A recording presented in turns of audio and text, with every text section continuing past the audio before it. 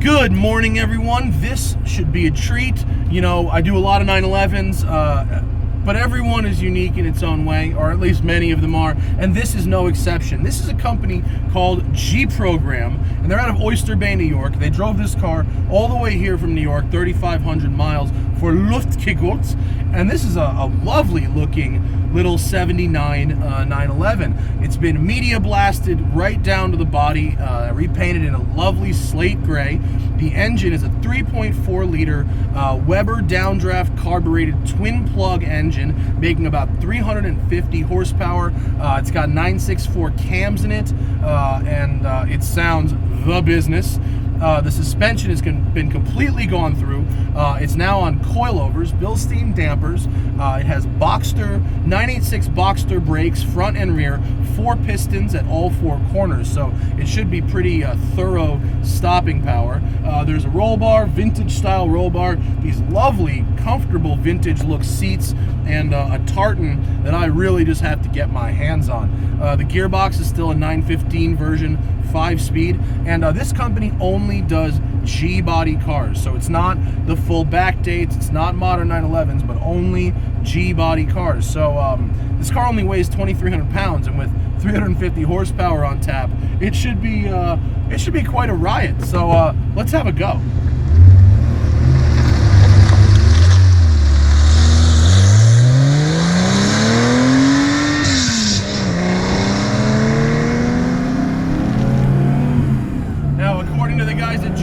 I gotta wind it out, so wind it out I will. Listen to that. Oh, it feels light and tight, my friends. Light and tight. Nice and solid. Wow. Very light in the front end through the Momo Prototipo steering wheel. It's got 17-inch Fuchs reproduction wheels. They're slightly bigger, and we're running a 255 rear tire, Bridgestone Potenza.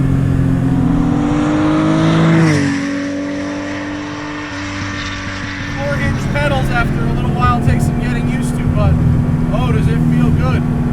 Very direct steering, non-power assisted. Oh, well, this is delightful.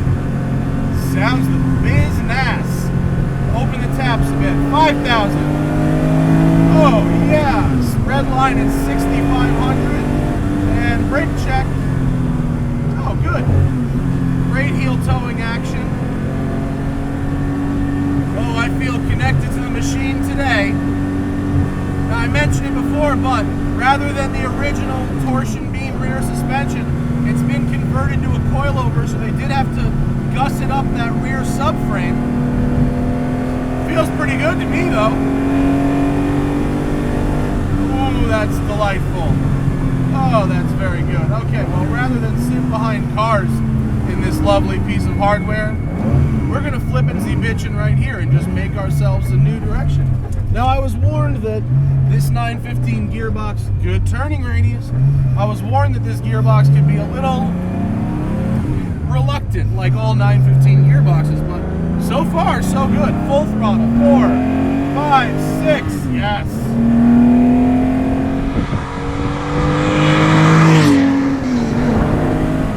Oh, well, this is very good. This is very good. I mean, you might realize I got some confidence in this thing right off the bat.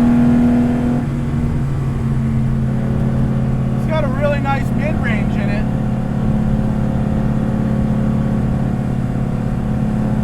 Got a lot of front tire. It seems like it's tramlining a little bit, but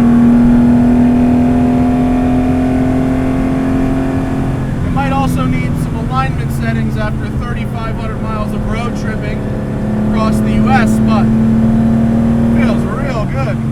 Real good.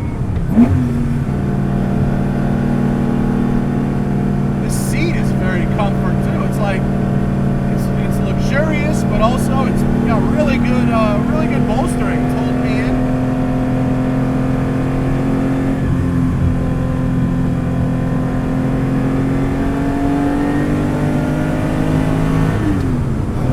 With these gearboxes, you can't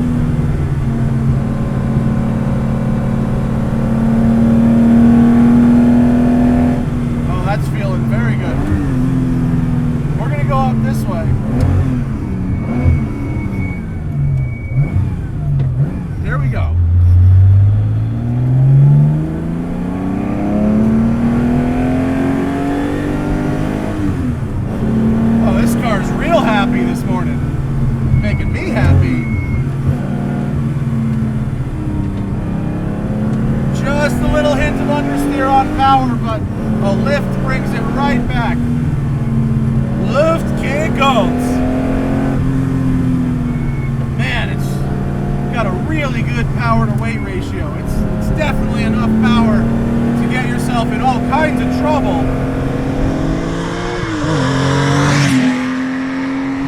With the law anyway. But it's linear enough and it's not overwhelming to the chassis. That's good. You could drive it like a complete loon if you wanted, but it'll work with you. It'll work with you all day. It is rewarding.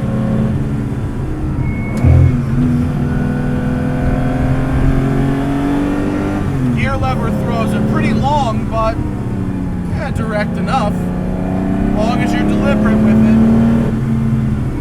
Having a good little dance this morning, aren't I?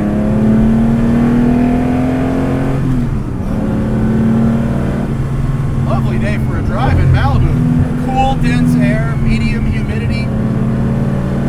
These are 46 millimeter carbs, which, to be perfectly honest, I don't know what that means in the grand scheme of things, but they were awfully proud of it.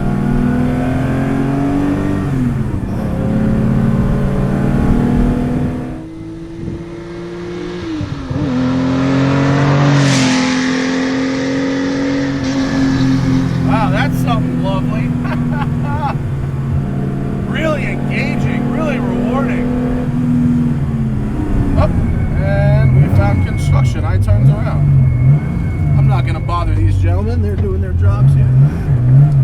We'll go back the other way. How's reverse? No problem at all. No problem. Okay. Downsides. Are there any? Well, there's one, and if I'm honest, it's kind of a big one. It was an unofficial quote, but I said, when you build a car just like this for a customer, what's the price point? They said $200,000. Whoa! $200,000 is quite a lot. Now, it's not to say that there isn't quite a lot of engineering in this car. These twin plug engines, I hear, are quite expensive, and some might say worth it. And this car feels mostly very sorted, and what is not sorted could be just some fine-tuning. But do I personally feel $200,000 here? Not really. Having said that, do I personally feel $200,000 on a regular G-body Carrera that just happens to be some wonky color that's super rare? No, and people pay that all the time. So, what do I know? You know, there's the what do I know example for sure. Well, so, price is relative. If you can afford it, I can just tell you that it drives beautifully. I can tell you that. Prefer to not think about what it would cost to build one, but I can tell you that it does drive beautifully. And before you commenters say that that's Singer money, I do have to tell you that it is not Singer money. A Singer starts at $400 and goes up to $700. So it is roughly half Singer money. Still a ton though. But a beautiful car. Well sorted and fun to drive.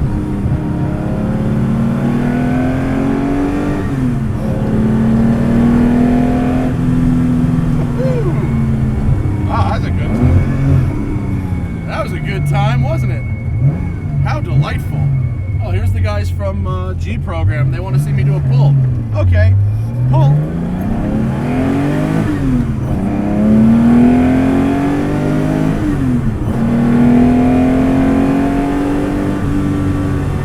Man. Well, look, I get it. You know, this car is 10 years older than my Fox body, which I drove up here this morning. And it makes my Fox body feel, in terms of build quality, like an absolute steaming pile of crap. I mean, I'll be honest. My Fox body's great. I love it. But compared to the build quality of something like this, even the basic car, there's no comparison. You can make any car fast. Any car. I mean, there's a Nash Metropolitan around here that runs like 8s. You know, so making a car fast is only impressive to a certain degree. Quality almost is irreplaceable. Irreplaceable is not the right word. You can't unshitbox something, no matter how much money you spend. So by starting with this beautiful, well-made Porsche, you're quite ahead of the game already. I'll say it again. Do I know if it's worth $200,000? That depends on how much money you have. If you have, warm brakes, if you don't have $200,000 to burn, then no, it's not. If you have a lot more than $200,000, well, there's things you could spend 200 grand on that are far dumber than this. But let's not harp on the price. Let's just harp on the fact that I'm going to end this video with 2 minutes of twin plug goodness, and I'll fade out. Check out GProgramm in the description.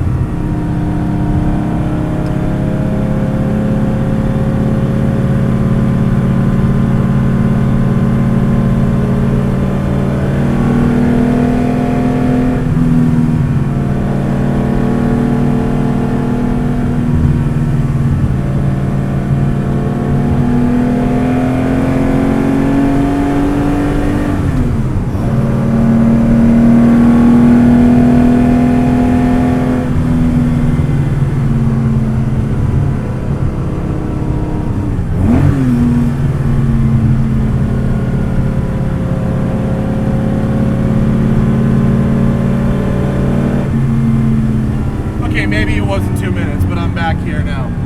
Thank you so much for watching. Thank you to GProgramm for bringing this car out, and I'll see you guys next time.